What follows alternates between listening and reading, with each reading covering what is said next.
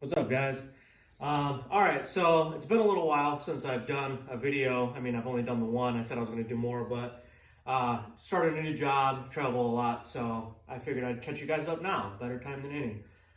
All right, so in the first video, we discussed a lot of, cheaper, budget-friendly accessories, stuff like that, and then I only had like maybe 100 miles on the machine at that time. So now I'm close to 2,000 miles on the machine.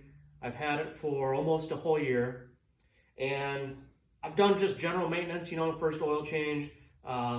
Really, that's about it. But I figured I'd give you guys an update with what's going on with the machine, how it's been performing. So some of the accessories, if you look, they've changed since the first video. I ended up having to get different mirrors because the plastic ones I bought from Kemimoto broke. I don't remember what brand these ones are. But they're just an aluminum housing. They mount wherever you want. They're pretty good. I like them. Not only that, but I mean, smack trees and stuff. They're solid. Ended up adding a light bar. It's just a single row. I got this from just like basically like a Tractor Supply store. It was only 75 bucks.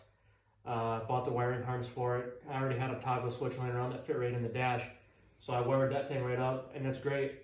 And the reason why I'll stress that you should add more lights is because if you ever ride at night and you want to go over 20 miles an hour, you need to be able to see further down the road. One of my biggest issues is like out here in the country, you're back roading on dirt roads, you can't tell if a deer's going to run in front of you. You can't see more than 20 feet in front of you when you're doing 60 miles an hour. So a light bar or like KC pod lights, anything that are strong and go far, that's something you definitely want to invest in if you ever plan on riding in the night. These little guys still work good. They're mostly just used for the aesthetic LGB, or not LGB, LED, RE, Elementum XOP, the RGB LED ring around the outside edge. The lights themselves, they're good for like shining off to the sides a little bit to like see in the ditches on the roads. But again, they don't shoot very far. These things were only like 60 bucks on Amazon. And again, I said I purely bought them for aesthetic, for that LEG QR XOP ring on them. So yeah. Also, if anyone's familiar with the Silver Lake Sand Dunes, their flag policy is on the front. I haven't been there yet, but there's a park not too far from me called Holly Oaks, and it's at Mount Holly in Holly, Michigan. And they adhere to the same rules as Silver Lake Sand Dunes because it's a DNR-owned park. So you have to have a flag mounted on the front. It has to be like 500 feet tall, whatever the rule is, I don't remember. And it has to be rectangular. It can't be a triangle. But luckily, if you go there and you need a flag, there's a company there called, I believe it's like 368 Fab, something along those lines. They hooked me up. I bought the mount on eBay for 40 bucks. It bolts right into the frame. You just pop your plastic grill out. It took me all of about 5 minutes to put in. And that big old massive flag on there. I did put a piece of foam on it though, just to keep the flag from messing up the plastics when it folds back. And it does wax the roof from time to time, but that's whatever. Another thing, this is something that the dealers don't tell you, Polaris doesn't tell you, nobody really told me, and it wasn't until after two of my friends bought Rzrs and then they found out through hearsay from other Rzr people. The front wheel bearings, they come factory with barely any grease in them. So if you want to prolong the life of your front wheel bearings and not have to take them apart and change them within the first 1,000, 2,000 miles, what you want to do is you can get this thing anywhere. I think I got it on Amazon. Super ATV sells it. They're relatively cheap. I want to say they're under 30 bucks. Front bearing grease tool. All you do is you take your wheel off, you take your brake caliper off, which is pretty much just like a car. There's two bolts on the back. You got your castle nut here on the front. Pull the cotter pin out, take that off, and then your whole hub assembly right here will slide out. And then your drive shaft, or CV shaft, whatever you want to call it in particular, will be sticking out. I just took a rag, and this is from both sides, and you can tell there's not a whole lot of grease on there, and it's dry at that. It's not like wet, sloppy grease like this. I just wiped it out, made sure it was kind of clean. You stick this thing in there, push it all the way in, it'll stop. And then I think I put like probably 10, 15 pumps worth of grease. There's a ring around the edge, and you'll start to see the grease come out. Once you start seeing it, then you can stop pumping it. Pull this off, reassemble, you're good to go. I can't give you a timeline on how long that'll last or before you should check it again, but it's just one of those things. If you don't want to change it, just check it regularly, because I mean, it's a wheel bearing, and these machines are a little bit more abused than your car that drives on the road, so take it as you will. Let's see, what else is there? Oh, I had some noise, a clunking noise, after going over a couple of small jumps. Rear sway bar links. We'll take a walk around, check those out. I don't know why they come loose, because they're pretty tight even when they were loose. But just this top nut up here on the sway bar link, it was just, I mean, it wasn't finger loose, but when I shook the whole machine to figure out where that noise was coming from, it was just this link right here. So, I mean, that could be something you want to check out. Tighten it back down. Oh, and to backtrack real quick before I forget, because I did, just in case you're wondering, it is 180 foot-pounds of torque for that castle nut. The lug nuts, I don't know yet, because obviously you saw I'm not there yet. This is the first time I've ever taken the wheels off. And just today was actually the first time that I've ever dealt with the air in the tires. From factory, I've never checked the pressure, I've never lowered, raised, anything. And I drive in sand, mud, anything you name it. And these tires are great. A lot of guys really like these tires. Most people change them out purely just for aesthetic. Or I got a couple buddies that have Turbo S's, and they've got the, what are they, 32-inch tires? These are the 30s. So those are 32-inch tall tires, and they're not as aggressively off-road tires. I know you guys have seen them, know what I'm talking about. But they do it just because, or they like them because they're quieter on the road when they back road and stuff like that. But again, I don't care. Usually this thing's so loud itself, and I got the music playing. Can't hear them. My Chinese whips that I bought, those things, they were great until they broke. And that was what I was planning on anyways. I just wanted to get a cheap set, see what kind of abuse they would take, see how I liked them, etc. They weren't great for that. But we went through a trail, and it was trimmed pretty much about the size of the Rzr. And a branch hit it, knocked it off, broke it. I was like, okay. So I went right out, 5150, bought their whips. Absolutely love them. These are the 3-foot 187s. They're LED RGB. They are Bluetooth, so there's no remote. I hate that there's like 50 remotes for all the different lights, but with these there's none. And it's just the 187 style that doesn't have them. It's an app you download on your phone. I know you guys may have dealt with those apps before. They're really janky, but their app is great. A lot of customization. I'll cut them on for you real quick so you can get a peek. But they're really bright, and they're pretty much to the point where if you ride at night, they're almost too bright. And what I mean by that is they'll light up the whole inside of your cab. They light up about a good 20, 30 foot radius around you. And I mean, it's not like a UFO, but with me, I have an astigmatism, so driving at night, my eyes get affected by light a little differently. So, I mean, you know, the light reflecting off the windshield back at you could be a little bit of an issue, but that can be changed with just mounting them a little higher, whatever you want to do. Moving on to the next point. So the whole point why this is even in here is going to do an oil change. Quite a few miles behind, and I'm sure when you guys get to this point, you'll get to the same scenario where it's just like, do I really need to? We can go out for just a stroll, and then 50 strolls later, you're like, shit, I really need to change the oil. So I've checked my filter before, and if you guys remember, I bought the K&N with the filter wears sock. A lot of people say they don't like the K&Ns. People claim that the K&Ns have caused their machines to blow up because they don't catch everything. The first time I checked this, I just opened the case and I looked at the outside, and it looked pretty good, so I left it. Plus, these socks are pretty thin and frail, and I didn't want to have to take it on and off more than I had to. I mean, if it looked good, it looked good. The inside of the housing for the air filter is also the one thing I checked, and it was relatively clean, so I had no worries. This time, however, pulled the housing off, and I looked in there, and if you look, there was quite a bit of sand down in there. And the only cause of that, from my knowledge, is the intake tube. This is your air intake for the motor. It's got the nice frog skins on there. It's all sealed around there. It's bolted down to the machine good. But the rubber tube that comes from this filter, if you look, from stock, there's that much play in them. So you can look right up through there. You can see there's a gap. This might be something that I silicone and try to seal off better, because that's where all that sand is coming in from. Down there, you've got an actual clamp, so it's clamped right onto that box. But up here, it's just loosey-goosey. So, I mean, you're bypassing that frog skin up there, and sand's just coming in right through here. That's a huge design flaw. Something that they either need to address, or they may have already, I don't know, because they've already come out with the 2022 lineup, and I haven't really looked at them because I have one, so I don't care. So when I pulled this filter out, you can see debris built up on the cover, and it's going to be hard to tell because the sink's dirty anyways, but all of this dirt in here, this loose dirt, this is what came off of the filter itself when I shook it. It's wet now because I ran some water. So that filter works. I mean, people want to knock it, say it doesn't work, the machine blew up. That's purely operator error. Because there was enough in that air box and in that filter that that machine would have blown up 5 times over. But 0 issues.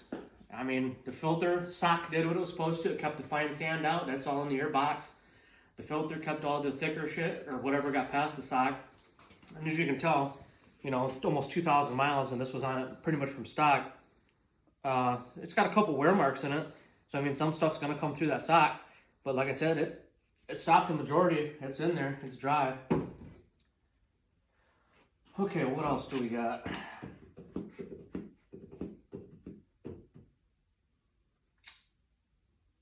Machine drives great. I mean, it handles, it rips. And I mean, it absolutely rips. I've gone out with a few buddies trail riding, riding through the trails. You can haul ass in this thing. You know, people have different names for them, but around here we just call them whoops. It's the, you know, roller bumps that are relatively deep. Guys on dirt bikes, you know, full pin it, lean back, and bop, bop, bop, skip over them. If you try to go slow in these things over those, you're going to hate life. It's going to suck. If you do about 40 miles an hour or higher and you go over those things, you won't even tell. They could be 3 feet deep from peak to bottom. You won't even know. Hill climbs. I haven't done anything massive, but at that park, Holly Oaks, they've got a loose, very minimal stone. Most of it's kind of sand, and it washes out fairly easily. But when it's dry and you go up that thing, I can roll right up to the bottom to where it starts to roll backwards and then just hammer down and climb up that hill. And there's people with 4x4 full-size vehicles that can't make it up. I've seen other people with side-by-sides that can't make it up. Those goofy, God, what was that thing called?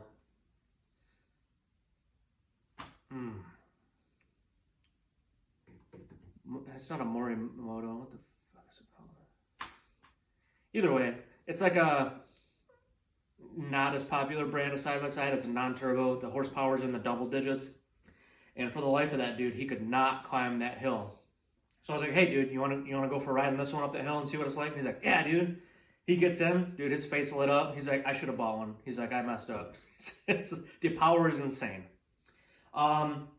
So if we want to talk about some things that first-time buyers won't know, or if you're coming from a different brand, or you might even already own one and you just don't know because they're not common topics to talk about, especially because like dealers and stuff, they don't tell you this.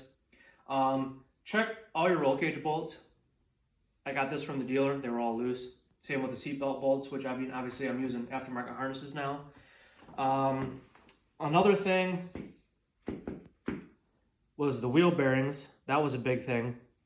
Make sure your wheel bearings are greased. I'm sure I'm probably forgetting some stuff, but I'll have some more videos, hopefully sooner than the last. I carry a spare belt on me now. I haven't had any issues with the factory belt. And the factory belt that I took off wasn't even bad. I put a Super ATV, I think it's just called the Badass belt on it. It's like the most general purpose type belt that they had. Most of them are geared towards like mudding or this or that. The Badass belt is just the most generic, run-of-the-mill standard belt. And I've noticed a slight difference in the power band on that. But for the most part, I mean, it's holding up just as good as the stock.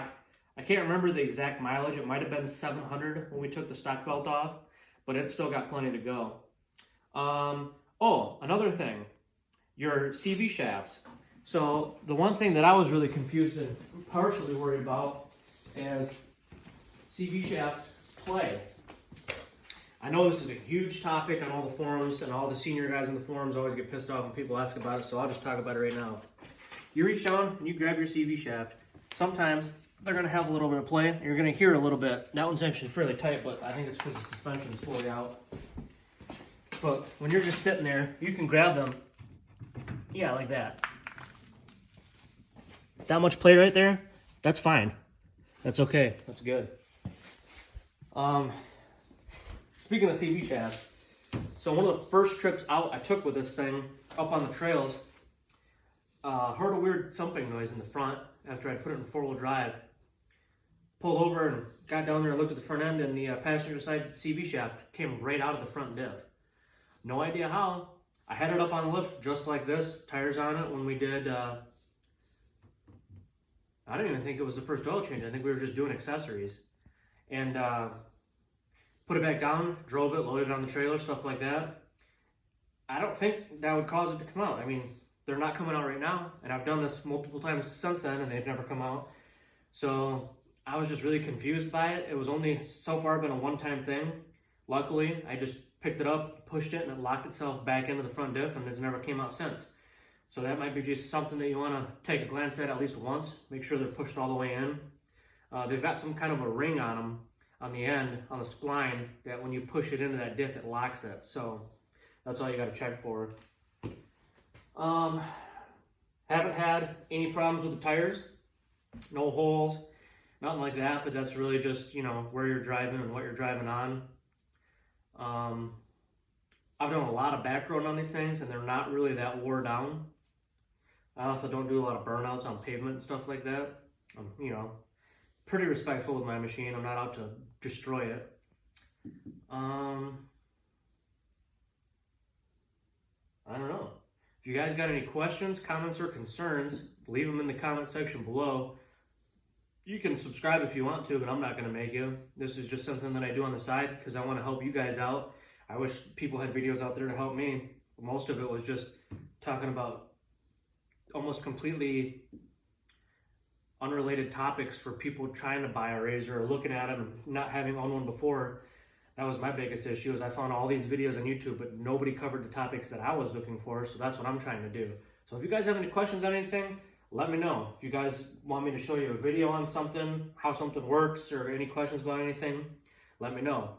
And before I forget, one last thing that I will go over, and I notice some people have a really big issue and they think it's a problem, but I can tell you from all my talking and research and what have you, it's totally normal. But just going for a ride, like I said, we go back roading, so typically we're cruising anywhere between 40 to 50 miles an hour. Do a couple of pulls every once in a while. When you get out and you park and you look down in there from the side, that turbo will be glowing cherry red. And the turbo is right up in there under that heat shield. That thing will be glowing cherry red. But from what everyone says, and I'm talking from what I could gather from Polaris, people that have shops, stuff like that, they say it's normal for a turbo side-by-side like these. So with that being said, it is highly advised to not carry gas cans in the bed. If that thing leaks just a little bit and it goes down in there, you're saying bye-bye to your Rzr. So all those pictures you see online of people that's Rzrs that's burned up, I can almost guarantee you that's exactly what happened. Now that's not to say you could get some sort of like very safe fuel canister, like those, what are those things called? Roto packs? Yeah, like a roto pack. That's probably pretty safe, but you don't want to just get your typical gas can that you keep around in the garage and throw that thing in the back, because more than likely it's going to spill or the vapors are going to reach something and you're going to say bye. And I don't know about you, but I don't want to be in one of these things if it goes up. Not only that, but you're usually not anywhere close to home or in a vehicle, so you're probably going to be stranded or what have you. But yeah, obviously I've been having fun in it. It's a little dirty. Any other questions? Just let me know. That's what I'm here for. See you guys in the next one.